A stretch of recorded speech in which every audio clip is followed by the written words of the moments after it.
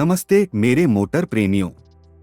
आज हमारे पास formula one में हमेशा विवादास्पद फर्नांडो अलोंसो के भविष्य के बारे में अफवाहों का एक तूफान है।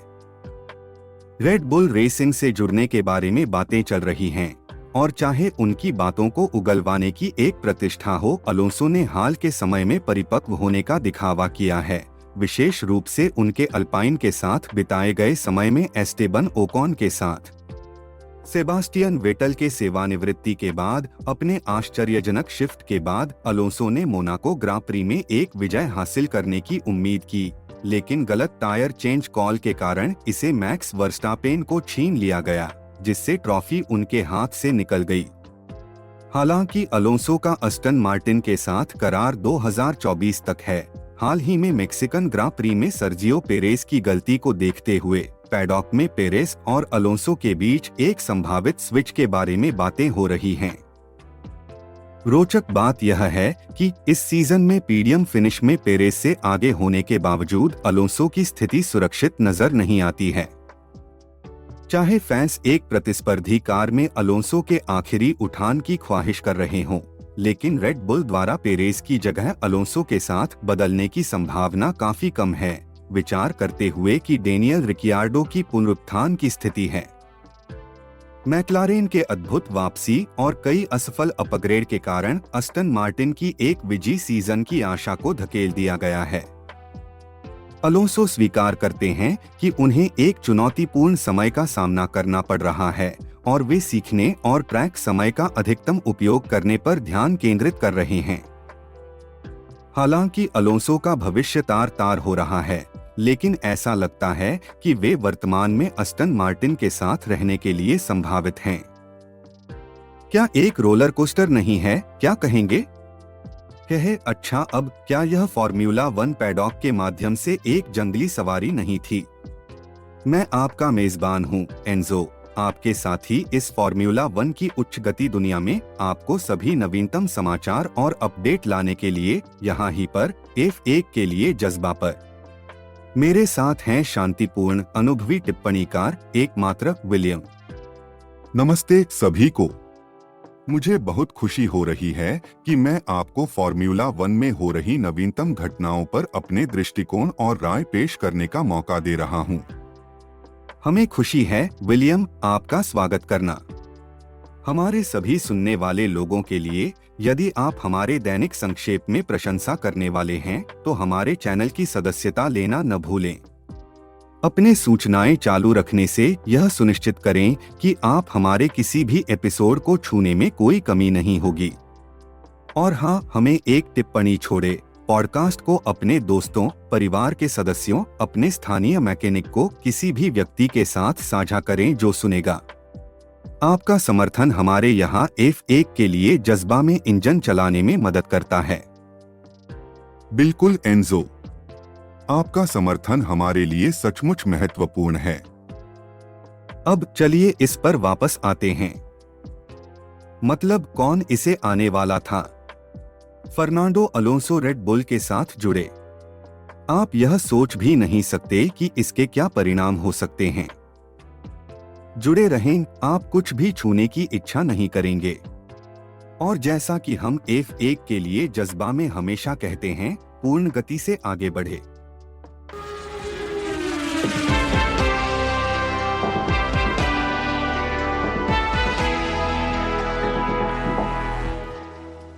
मतलब क्या घटनाओं का एक ऐसा पलटवार हुआ है, सही कह रहे हैं ना? यह थोड़ा सा एक उलट-पुलट सोप ओपेरा की तरह है। अलोंसो, इस आदमी को हम सभी ने उसके करियर के किसी न किसी मोड़ पर नफरत की है। वह चार्म चालू करता है जब हम उसे सबसे कम उम्मीद करते हैं। उसने तो इतना दूर जाकर अपने सहयोगी ओकॉन को एक बहुत ही प्यारा उपनाम दिया है, हमारा दोस्त। हाँ, क्या आप इसे विश्वास कर सकते हैं? हाँ, यह उनके मैक्लारेन के दिनों से काफी बदल गया है, जब उन्होंने उनकी पावर यूनिट को बहुत ही कठोरता से एक GP2 इंजन के रूप में वर्णन किया था। लेकिन यही है फॉर्मूला वन, आपके लिए चौंकाने वाली घटनाओं से भरपूर। वास्तव में। और फिर एस्टन मार्टिन के लिए एक चौंकाने वाला कदम। अलोंसो ने अपनी नाराजगी को छोड़कर अल्पाइन से अग्रणी F1 टीम के साथ जुड़ लिया है, और वह भी किसी और के साथ, लांस स्ट्रोल के साथ। मुझे इस विडंबना पर हंसी आती है, इरोनी को छोड़कर कुछ नहीं। हाँ, और यह न भूलें कि यह स्ट्रोल की 7वीं सीजन है मोटर स्पोर्ट के शीर्ष पर। फिर भी अलोंसो, एक अनुभवी F1 ड्राइवर, एक ऐसी कार में उभरते हैं और उसे पीछे छोड़ देते हैं जिसके दिन बेहतर थे। हाँ, यह सच है। और फिर मोनाको में दिल टूट गया। अलोंसो को लगा होगा कि उसने इसे हासिल कर लिया है। बस एक टायर चेंज हुआ और वेरस्टापेन ने शो चुरा लिया। हाँ, वास्तव में यह ऐसा है जैसे कि कहीं जाने के लिए सजा होना। और दुर्घटनाओं के बावजूद अलोंसो अभी भी वेरस्टापेन के पीछे बाकी सबसे अच्छा है। उसे तो यकीनन सम्मान देना होगा। हाँ, बिल्कुल। फॉर्मूला 1 का यह दुनिया कभी चकित नहीं होने वाली है क्या? अब अलोंसो को पुराने और नास्तिक फर्नांडो के रूप में चित्रित करना, अगर रेड बुल में मौका मिले तो आंखें उठ जाती हैं क्या? आप सोचेंगे कि इस आदमी की प्रतिस्पर्धात्मक भावना अदम्य है, लेकिन फिर भी वह इतनी बड़ी संयम दिखाता है। उसने बताया है कि उम्र ने उसे बुद्धिमान बनाया है, अपने शरीर को बेहतर से जानना, स्मार्ट ट्रेनिंग करना, ज्यादा मेहनत नहीं। यह एक नया दृष्टिकोण है क्या? यह निश्चित रूप से है। फॉर्मूला 1 में अपनी यात्रा के माध्यम से अलोंसो का विकास देखना बहुत रोचक है।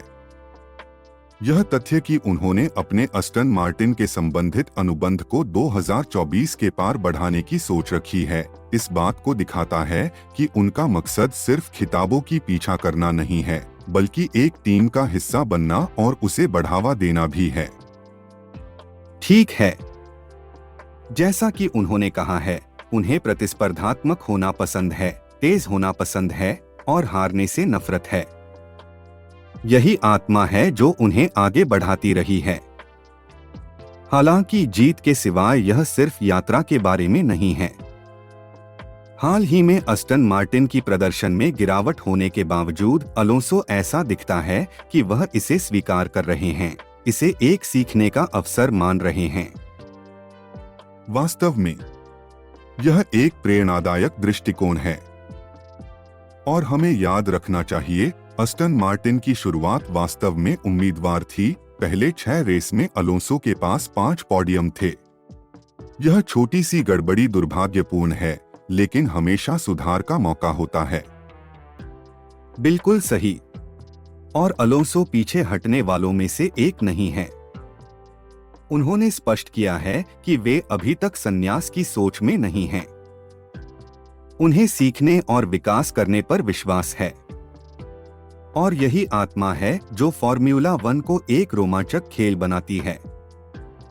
बिल्कुल सही। फर्नांडो अलोंसो जैसे ड्राइवर ही हैं जो खेल को रोमांचक और अप्रत्याशित बनाए रखते हैं। और कौन जानता है, हम एक और अद्भुत सुधार देख सकते हैं। हम निश्चित रूप से इसे निराकरण नहीं कर सकते। अलोंसो की स्थिति पर उनकी विचारधारा निश्चित रूप से उनकी विनम्रता को दर्शाती है, क्या नहीं? उन्होंने फेरारी, जॉर्ज रसेल और लैंडो नॉरिस की कुशलता को स्वीकार किया है, अपनी स्थिति को उन्हें समर्पित करते हुए। लेकिन आप यह कह सकते हैं, वे लड़ाई के बिना नहीं हारने वाले हैं। वह ऐसा नहीं है। वह हमेशा आगे की ओर देख रहे हैं, हमेशा यह सोचते हैं कि वह अगला क्या कर सकते हैं। यह प्रतिस्पर्धी आत्मा ही है जो उन्हें किसी भी रेस में एक दुर्जेय प्रतियोगी बनाती है। और सोचिए कि फैंस के लिए कितना रोमांचक होगा जब वे देखेंगे कि फर्नांडो एक ऐसी कार में आखिरी बार दांव लगा रहे हैं जो खिताब जीतने की क्षमता रखती है। यह असंभव लगता है रेड बुल की स्थिति को देखते हुए, जहां एक पुनरुत्थान कर रहे रिकियार्डो का इंतजार है, लेकिन फॉर्मूला 1 की दुनिया में आप कभी नहीं जानते। बिल्कुल सही। यह वह चीज है जो फॉर्मूला 1 को इतना मोहक बनाती है। प्रतिभा, प्रतिस्पर्धा, हमेशा बदलती गतिविधियां, यह एक रोमांचक खेलीय नाटक का मिश्रण है। और फर्नांडो अलोंसो जैसे ड्राइवर वे शीर्ष पर चेरी हैं। वे हमें गणित करते हैं, हमें अपनी सीट के किनारे रखते हैं, रेस के बाद रेस। अब विलियम टर्नर, साइबर दुनिया में इस सब के बारे में क्या बातचीत हो रही है? चलिए एक नजर डालते हैं। तो हमारे पास एक प्रमुख पोस्ट है एक उपयोगकर्ता नामक स्लोली से, जिसमें कहा गया है उद्धरण हैमिल्टन चैंपियनशिप में पेरेस से दूसरे स्थान पर आने के लिए शूटिंग रेंज में वापस अद्यतन। ओहो, यह तो बड़ी गर्माहट करेगा। यह निश्चित रूप से करेगा। एक व्यक्ति सेकंड लास्ट मोहिकन ने प्रतिक्रिया दी है उद्धरण चिंता है कि अगर ऐसा होता है तो पेरेस क्या करेंगे। यह बेसिकली उनके पास इस साल का बचा हुआ है। मैं चैंपियनशिप में दूसरा हूं अद्यतन। दबाव बढ़ रहा है। हाँ, यह है। एक और उपयोगकर्ता सॉकर के लेब्रॉन जेम्स जोड़ता है उद्धरण विडंबनापूर्ण बात यह है कि यह उसका सबसे अच्छा सीजन होगा कागज पर, चाहे उसकी हालत कितनी खराब हो अद्यतन। हाँ, यह एक न्यायसंगत बात है। और क्या कहा गया है?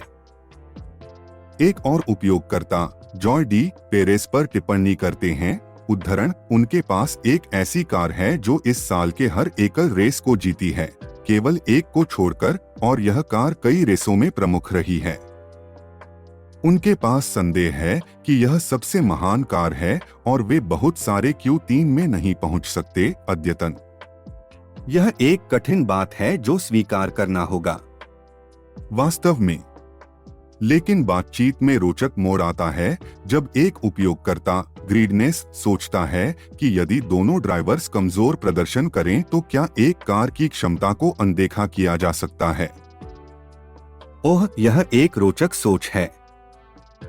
और यह और भी रोचक होता है। एक उपयोगकर्ता नामक गेमफार्ट का सुझाव है कि गुलाबी रंग की मर्सिडीज उसी श्रेणी में आ सकती है, लेकिन दूसरे उपयोगकर्ता स्पार्टोनियस यह दावा करते हैं कि यह कठिन होता है क्योंकि यह अद्वितीय डिजाइन चुनौतियों के कारण कठिन होता है। वहाँ बहुत ही डिबेट चल रही है। बिल्कुल सही। और सबको चौंका देने के लिए हमारे पास एक उपयोगकर्ता चियाकी रोनपा का सुझाव है कि मैक्स और डेनियल रिकियार्डो की दबाव से पेरेस के आत्मविश्वास और फॉर्म में कमी आ गई है। वाह, यह बिल्कुल ही गर्म विषय है। वाह, यह कितनी रोमांचक यात्रा रही है दोस्तों।